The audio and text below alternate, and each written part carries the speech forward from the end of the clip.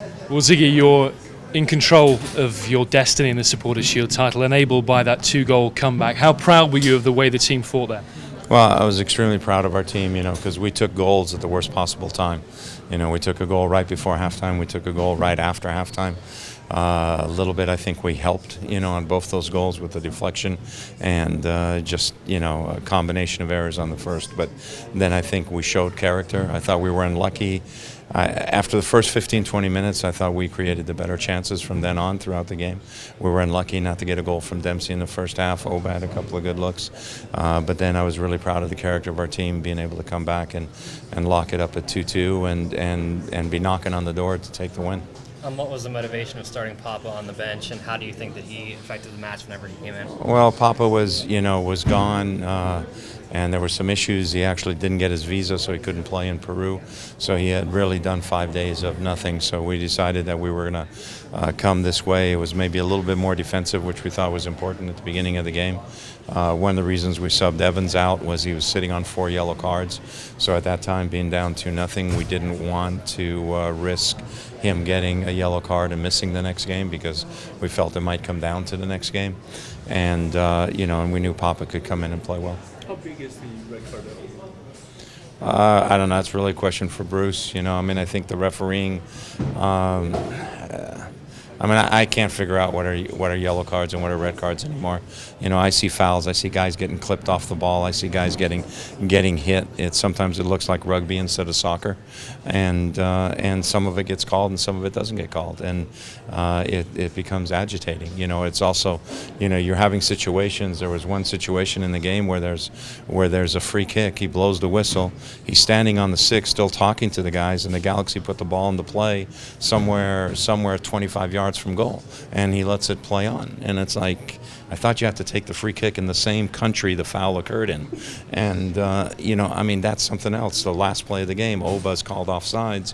He was, I think, from where I was sitting, I'm far away, I think he was well in the 18, and Pineda takes the free kick 6 to 10 yards outside the 18. Those 15, 20 yards, make a big difference. So I think we got to get a hold of it a little bit. I don't think we're getting a hold of it enough. But at the end of the day, the referee didn't cost us the game. Didn't cost them the game either. So I'm not bitching about the refereeing in that regard. Obviously, Omar's an important part of their team, just like if we had lost an important player. Martins and Dempsey seemed to kind of get into it a little bit with each other in the 20th minute there. Did they share what they said, and it certainly didn't seem to affect their chemistry the rest of the way? No, they're both highly motivated individuals. They want to succeed, they want to do well. So sometimes you're going to ruffle a feather along the way, but I have no worries because they both want to do the same thing, which is win. Did it cross your mind at any point, because of the referee giving cards, to pull somebody out to protect them for the second leg? For us, no. The only one was Evans that we pulled out at the 65th minute because Evans is sitting on 4 yellows. So we didn't want him to get a 5th yellow and miss the next game.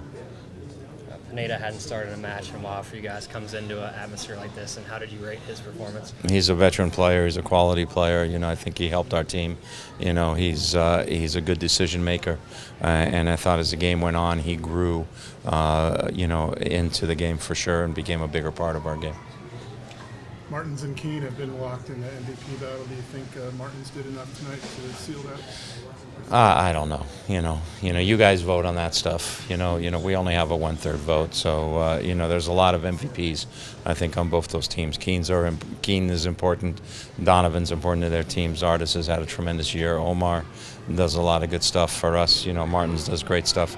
Dempsey's equally as important. Alonso, Marshall, do great stuff. So for me, I don't get locked into that stuff. I don't get hung up with that. With keeping your Supporters' Shield destiny in your own hands, what does this do for your approach now next Saturday? Well, we know that we got a win or tie, and that'll get us into where we want to be as the number 1 team and win the Supporters' Shield. So we know it's still in our own hands. Again, we were pleased with the ability to come back. So we're excited about next week. It's going to be great. Our fans, I know, will be ready. Now that you just need a tie, and there without Omar Gonzalez, do you think the Sounders will start in favourites? again, I don't worry about that. I think the Galaxy's a good team. You know, they've missed people in the past and played well. And the moment you start to relax and think, oh, they're missing this guy or something like that, that's the moment that you're looking at the wrong scoreline.